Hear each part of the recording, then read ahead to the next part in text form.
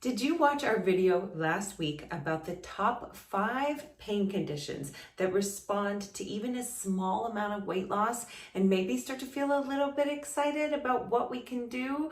Are you ready to dive in and figure out how to shed a few pounds? But maybe you just have no idea where to start, especially with the biggest question of all, what do I eat? Right? That is the golden ticket. So don't worry, I've got you covered. In today's video, we're gonna go over exactly how to figure out what you should be eating that is specifically right for you. And what's the best way to stay informed and inspired every week when we release our fresh new content? You got it. Hit that subscribe button and the notification bell so that when you come into your YouTube account, you see that little notification that we've released a new video, and it may be a game changer for your health and well-being. I'm Dr. Brandy Rose Lipscomb. I'm a naturopathic doctor, and I just started practicing primary care medicine again at Essential Wellness in Arlington, Washington. So if you live in Washington, you can find me at Essential Wellness in Smoky Point.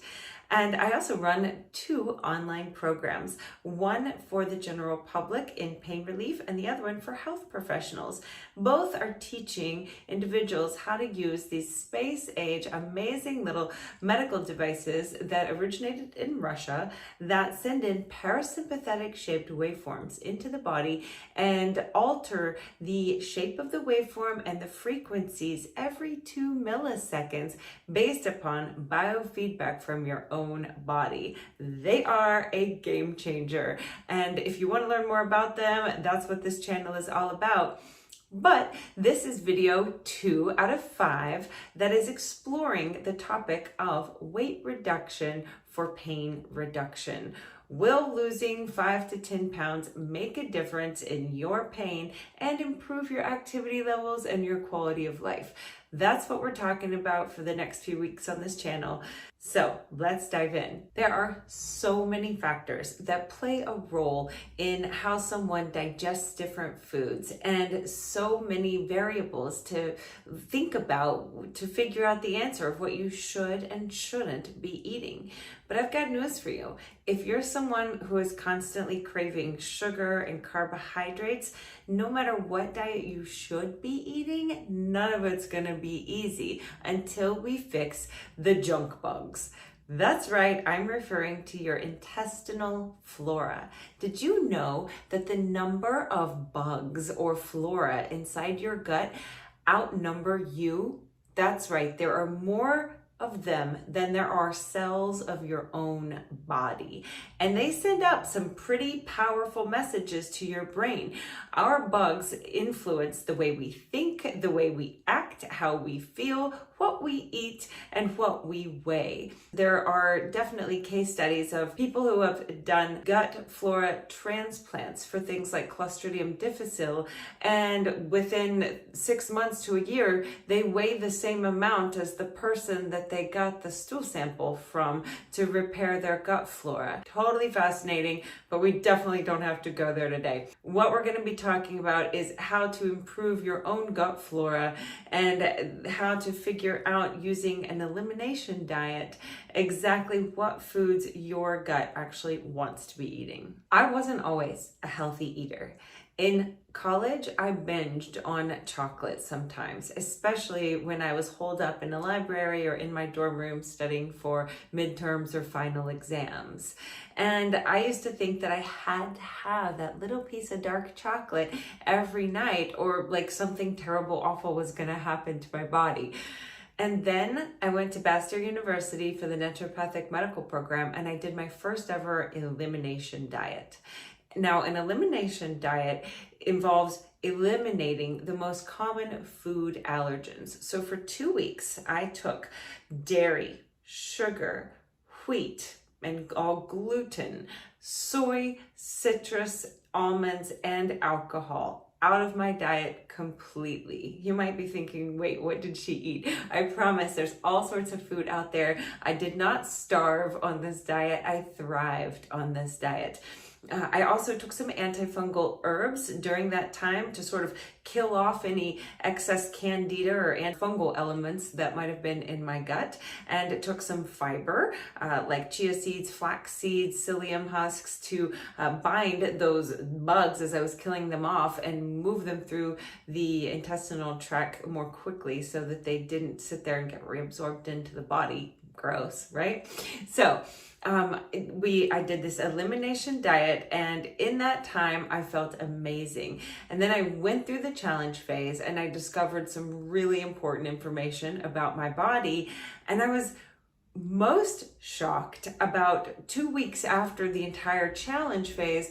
I was chatting with someone, and on their desk was a little jar full of Hershey's Kisses. And I'd always loved my chocolate, and so I just grabbed one while we were talking and I popped that thing in my mouth. And it was so disgustingly gross that I had to spit it out. I was like, whoa, that's poisoning me. What is that?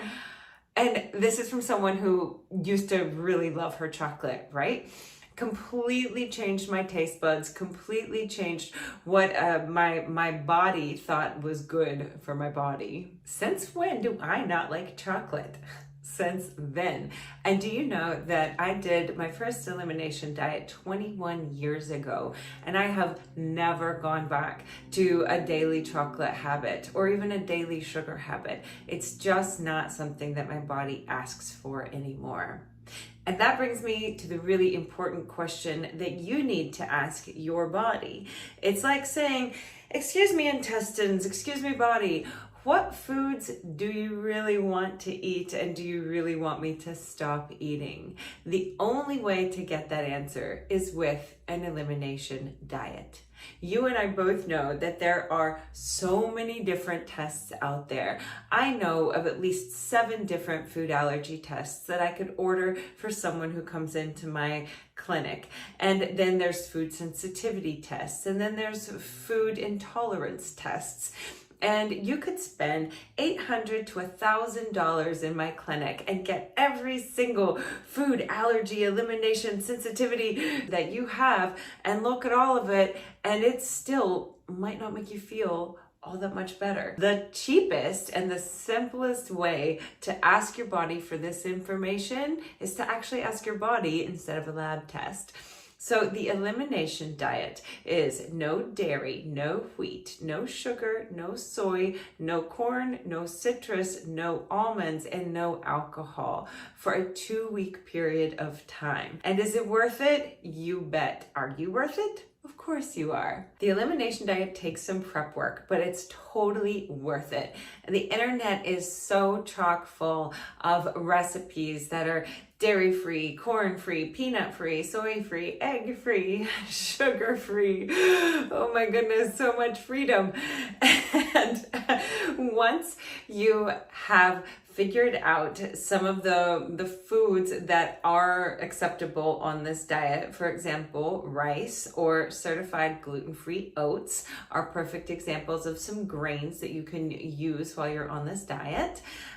Once you've started to figure that out, then we start to actually plan a menu. So week 1 of this entire process is just the menu planning.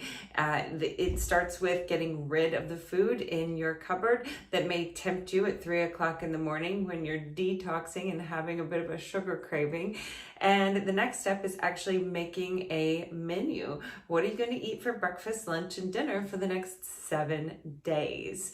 Now, I really encourage, if you do eat animal proteins, to look for organic, grass-fed sources of these proteins and try to switch it up and eat some proteins that your body isn't really used to. For example, lamb is one of the most hypoallergenic meats available, and sardines, wild-caught sardines, are a fabulous source of omega-3 fatty acids, and they're so small and low on the food chain that they really have way less risk of heavy metals than most of the other fish on the market today. So be brave and look at changing up your protein sources a little bit and really thinking about how can you eat a rainbow of colors every day to get all those antioxidants and help your body with the detoxification process. You want to be getting your yellow squashes, your orange sweet potatoes and carrots, your reds, your beets, your tomatoes, your strawberries. Make sure that you're getting greens galore, your steamed broccoli, steamed kale, your green onions, your romaine lettuce, your different lettuces. There's so many amazing greens out there. I'm salivating just thinking about it. Then make sure you're getting your purples, like your purple cabbage, your purple kale, purple carrots, your blues, like your blueberries. So if your plate looks like a rainbow of colors and you've got some protein and you've got some beneficial fats on the plate, you have done a very good job, my friend. You are on your way. And be sure to be really liberal with your herbs, your fresh herbs like parsley, basil, cilantro, and your spice rack, and your things like garlic and ginger and turmeric, because you will be doing some detoxification on this diet, and those herbs are going to help your body detoxify and give you the nutrients that your body needs to really function. You might need to be a little bit easy on yourself during that 2-week elimination diet. You might need to take a nice Himalayan salt or Epsom salt bath several times during the week. You might need to go for a gentle walk every evening. You might need to schedule a massage into the cleanse, something to keep your peace of mind and your calm, because your body is going to think that you're starving yourself at first. Your body's going to be really hungry on this cleanse. And if you're already eating this way, good for you, but most people aren't. If you find that you have no idea what to eat when I say take out eggs, soy, gluten, dairy, sugar, if you're thinking I'm lost already, then I'm talking right to you. This is where you need to start. And I want you to remember that if you're having a craving for something, it is generally, that's the bugs that lived on that food in your intestinal tract dying. So if you're craving chocolate, you can say it's the chocolate bugs sending up this craving right now. It's not really me.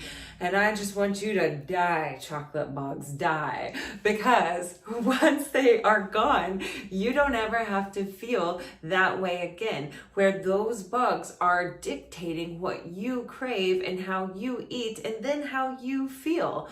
You want to be in charge of your own health and your body, not the bugs, right? So there's your little cheer, your motivation to keep going. If you're having some cravings, know that just like a labor pain, once you're done with that craving, you don't ever have to do that one again. Hallelujah. And then once you're done with that 2-week elimination diet, do you think that the first thing you should be doing is celebrating with a pizza? No, because it has gluten, sugars, dairy, the entire, food allergy pie in that lovely pizza. We need to start with a challenge, and the challenge phase is probably going to last you another 1 to 2 weeks. And the challenge means that you start with one of those foods. Which was the food that you craved the most, that you would love to have back into your diet first? Then challenge that food, and it has to be a pure source of that food. Let's say it's eggs. Okay, you start with 2 hard-boiled eggs in the morning, continue on the normal diet that you've been eating through the elimination diet process, and you wait about 24 hours for any type of a reaction. That could be diarrhea, constipation, stomach pain, gas, bloating, brain fog, fatigue, feeling like you have to go take a nap, a full-on rash, vomiting. It could be a lot of different things, headaches. So you go through, you wait 24 hours. If you've had no reaction in 24 hours, then you challenge the next pure food. So for wheat, you might get some organic pure wheat pasta. Boil it up and flavor it with just a little dollop of olive oil, salt, pepper, maybe some herbs or spices, and you eat just the plain pasta. And then continue on your normal elimination diet after that. Give yourself the next 24 hours. See if you have a reaction to that. And then you challenge cow milk, etc. And then you challenge Maybe you challenge cheese after that. And then maybe you challenge goat milk or goat cheese after that. And then we go to almonds and then almond milk. So you see, you can spend quite a bit of time in the scientific process, but this is where the gold is. This is the information where you're asking your body, how do you really feel about this food? And you're getting the results directly from the body that does not lie. And then once you've completed the entire challenge process, my advice is to adopt something that looks a lot like the Mediterranean diet. Across the board, the Mediterranean diet is the healthiest diet for healthy cells, for healthy body. And that is just not up for debate in my book. So we adopt something that looks like the Mediterranean diet, and we eliminate those foods that showed up as foods our body doesn't like in the elimination process. I bet you lose 7 to 10 pounds just by completing the elimination diet and challenge process. So how does that sound to you to stop worrying about keto, paleo, macro, counting calories, all of the different things that most people suggest for a dietary approach? How does it sound to you just to go straight to the source and get some information from your body about what it really likes? If you like this idea, be sure to hit the like button and let us know once you've done this elimination diet. Let us know how it's going. Are you in week 1 of the elimination diet and you're struggling for some ideas? Don't forget to check in the description below. I'm going to leave you some resources and some websites for some of my favorite recipe resources so that you don't feel like you're alone in this process. When I first did the elimination diet, I discovered that my body did not like dairy. That's right.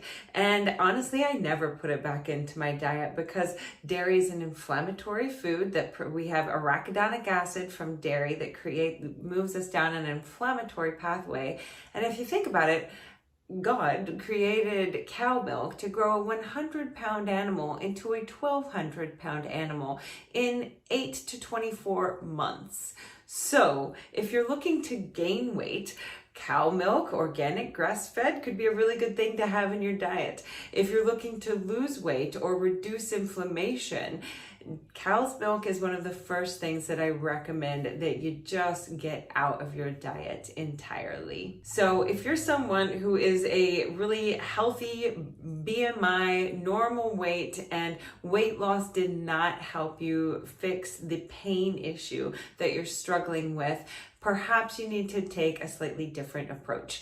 And for those of you who fit that category, you really need to go into the description below and check out the link, register for the My Pain Eraser and Rapid Recovery Program webinar to learn a little bit about the space-age technology that my clients use from their homes. We meet online every week to talk about their successes and then talk about what they might need to try to get a better result, to feel better. And we have a 92% success rate with our clients using this device technology at home and feeling better. There's quite a bit to it though, and so I created an entire webinar to share all of that information with you for free. And if you like the idea of asking your body what it wants to eat for breakfast, lunch, and dinner instead of relying on a lab test, leave a like on this video and be sure to leave a comment below about what you thought about it. And once again, we wish you optimal health, happiness, and pain freedom. Thank you so much for watching, and I can't wait to see you next week for number 3.